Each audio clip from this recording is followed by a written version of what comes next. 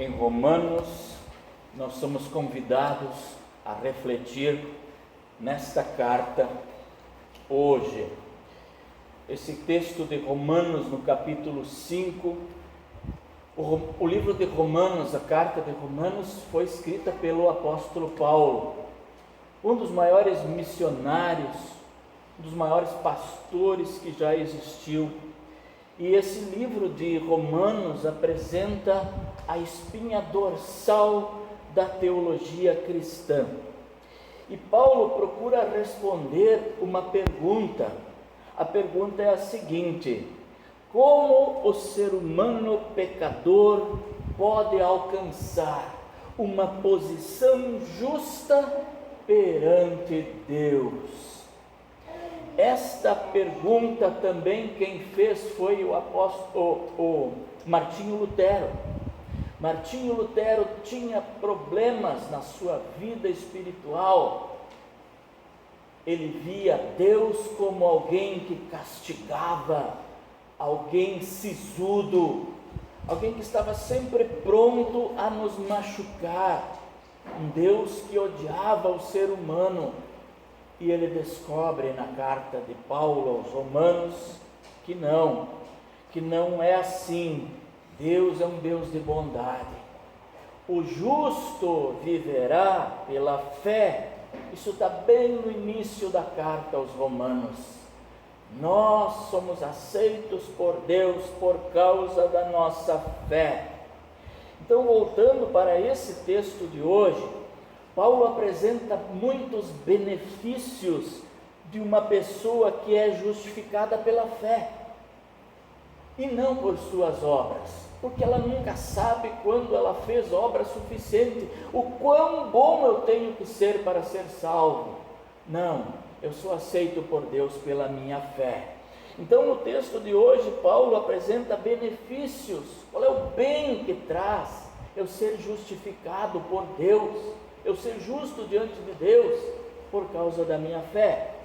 Ele diz lá, e durante o texto ele vai dizer que eu tenho paz com Deus, deitar e estar em paz, a minha consciência não me julga. Eu tenho acesso a Deus.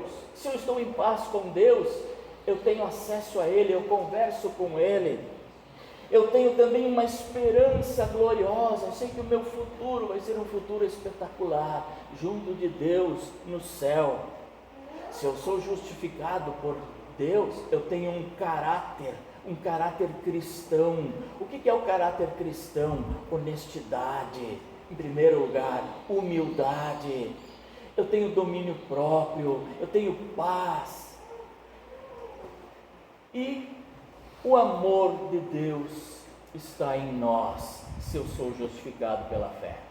Então, eu tenho paz com Deus, tenho acesso a Deus, tenho esperança gloriosa, eu tenho caráter cristão e eu tenho o amor de Deus em nós. O que significa ter paz com Deus? Falar de paz em tempos difíceis, de tantos confrontos, de tantas guerrilhas, de Ucrânia e Rússia, nós temos guerras, rumores de guerra, nós temos conflitos em todas as partes do mundo, tanto pequenos como grandes, ou seja, nunca nós estamos num momento sem guerras. Todos os dias os noticiários falam sobre a ausência da paz. E em relação à condição pessoal do ser humano, viver sob o peso da lei e do pecado traz guerra dentro de nós, traz medo dentro de nós, não traz paz. Se eu tenho um conflito dentro de mim, se eu me sinto culpado, eu não tenho sono, eu estou ansioso, muito cuidado com as ansiedades, elas são falta de paz.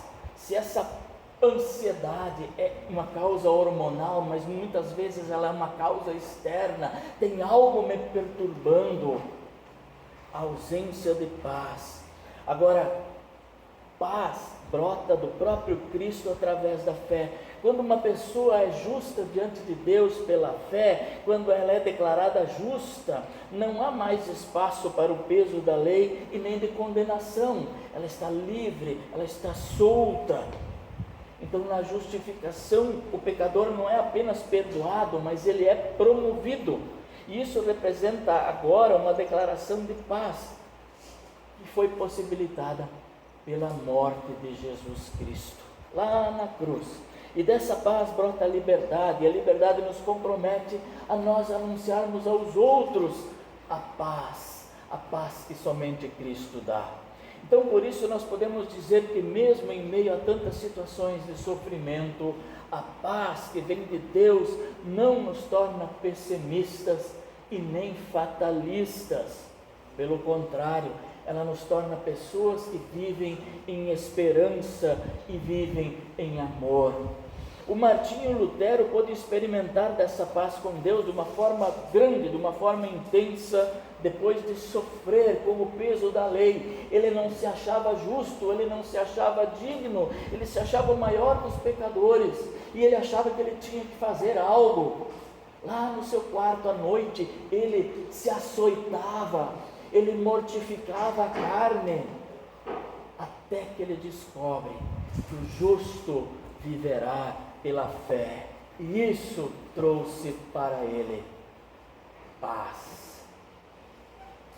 Nós temos também, quando justificados por Deus, além de paz, acesso a Deus, pois um dia a sua morte trouxe vida a todos nós, e nos deu completo acesso ao coração do Pai. É um hino que os jovens cantam, que o véu que separava já não separa mais. Nas leituras da paixão de Cristo, nós temos um momento em que Jesus está na cruz e então ele grita: Pai, nas tuas mãos entrego o meu espírito. E então ele morre. E nesse instante, nesse exato momento, havia um véu na frente do altar. Ninguém podia enxergar o Santo dos Santos. E diz o texto bíblico que neste momento o véu se rasga. Todos nós temos completo acesso ao Pai. E é exatamente isso que a justificação pela fé quer dizer. Nós não precisamos mais de sacrifícios de sacerdotes intermediadores. Nós temos completo acesso ao coração do Pai. Você pode no seu quarto em silêncio orar e você está diante de Deus. Pastor, mas então por que é que eu preciso vir à igreja? Um filho perguntou para o pai. O filho não queria mais vir à igreja. Pai, por que eu preciso ir à igreja? Se eu ligo o rádio tem uma mensagem. Se no meu celular quase todo dia chega uma mensagem cristã. Se eu tenho uma Bíblia em casa, às vezes eu leio ela. Por que é que eu preciso ir à igreja? E o pai disse assim: meu filho, você toma água? Ele disse: sim, tomo. Você toma bastante? Quando é verão, acho que mais de 2 litros. Eu bebo água sim. O pai disse: mas por que você bebe água? Se no ar tem umidade. Agora parece que está menos de 30%, né, por causa da seca. Mas tem 30% de umidade no ar. Por que você bebe água? Mas só a umidade do ar não basta. Diz o pai. Só as poucas leituras bíblicas, os versículozinhos que tu recebe na internet, não basta. Você precisa ir à fonte da água pura, da água viva. Aí está, nós temos essa fonte e todos vocês podem buscar em nossos momentos de culto. Em Jesus nós temos completo acesso ao coração do Pai. Todas as pessoas, tantos os escolhidos, judeus, gentios, todos têm acesso a Deus. Numa sociedade tão intolerante, tão preconceituosa, tão exclusivista, essa palavra vem de conforto, de consolo e nos dá esperança de nós construirmos congregações, de nós construirmos igrejas, de nós nos relacionarmos, de nós nos incluirmos nesse grupo que vem buscar a água viva. Então Lutero também trabalhou para que todas as pessoas tivessem acesso a Deus através das Escrituras. Vocês sabiam que no século XVI as pessoas não tinham acesso à Bíblia? A Bíblia era escrita. Se você queria uma Bíblia, tinha que pagar para alguém copiar. Isso demorava um ano inteiro copiando à mão, e era em latim, e era proibido traduzir.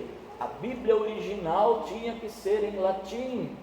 Martinho Lutero disse: não, nós temos que traduzir para a língua dos alemães. E a partir de Martinho Lutero, a Bíblia chegou em todas as línguas. A Bíblia está traduzida em quase todas as línguas e dialetos. Todos têm acesso à palavra. Então o acesso a Deus naquele tempo era negado. As pessoas queriam ter acesso a Deus, tinham que ir na missa, tinham que ir lá ouvir as resmungações em latim, ninguém entendia nada. O latim era pouco difundido no mundo, hoje é uma língua morta. Mas o completo acesso ao coração do Pai por Martinho Lutero nos foi dado. Então, nós temos acesso total. Nós temos paz com Deus, nós temos acesso ao Pai, e nós temos também, diz o apóstolo Paulo, aqui uma esperança gloriosa. Tudo aqui é passageiro, tudo vai passar.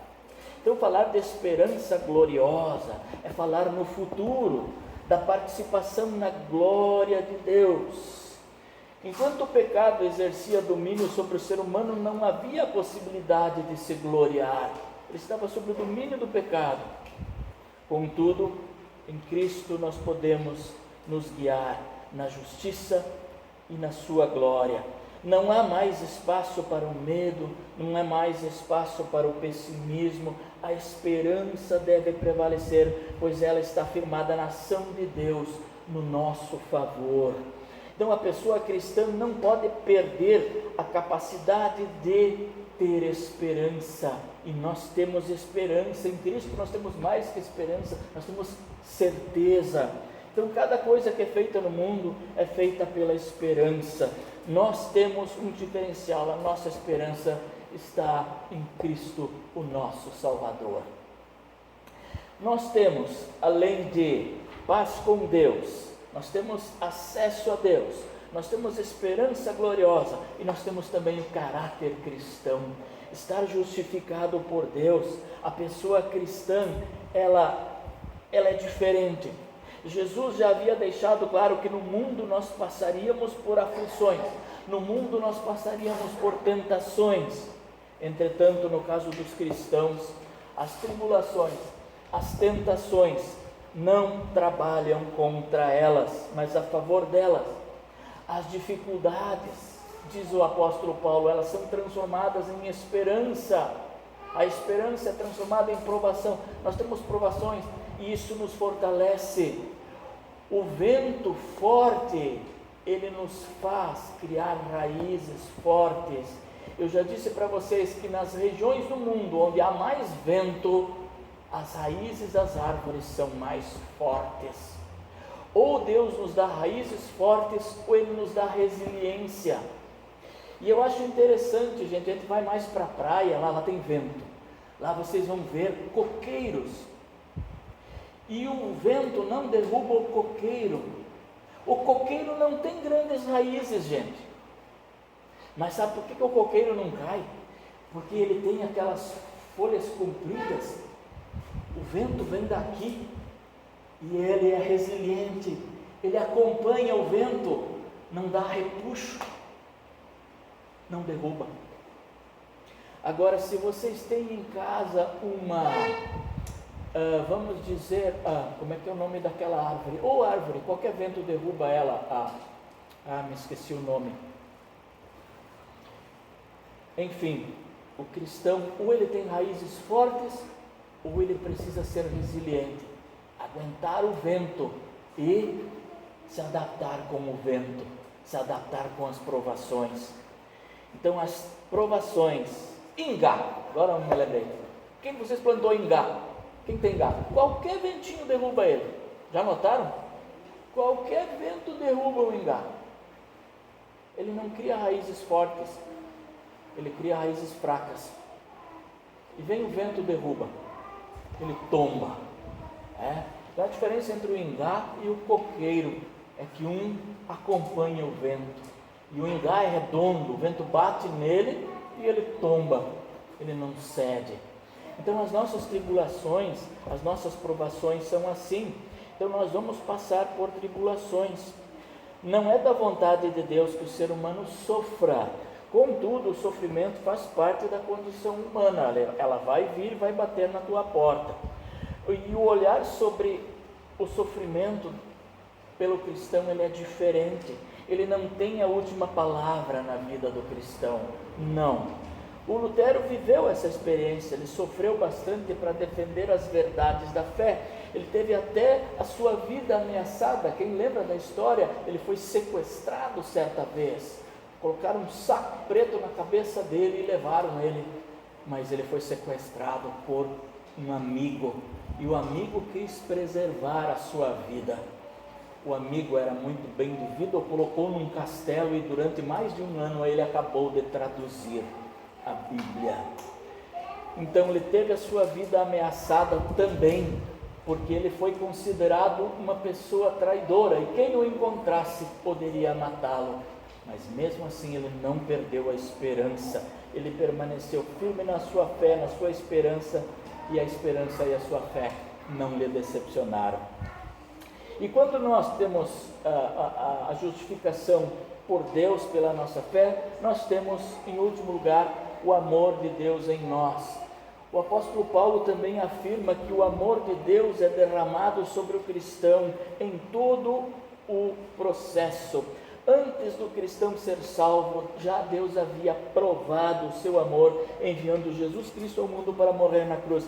Deus fez isso quando nós, diz ele, ainda éramos pecadores. Deus apostou em nós. Nós ainda éramos pecadores e ele envia seu Filho. Isso demonstra que é um amor inquestionável, é um amor diferente. Nós temos a tendência de amar somente quem nos ama, nós convidamos quem nos convida. Deus não. Deus nos ama mesmo sem nós merecermos muitas vezes.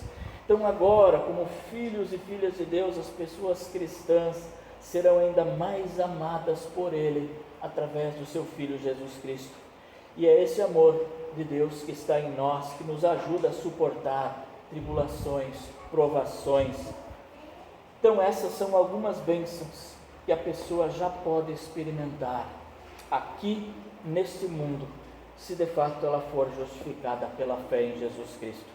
E se são tantas as preciosas bênçãos nessa vida, com certeza elas serão ainda maiores no porvir, na eternidade, junto com Deus.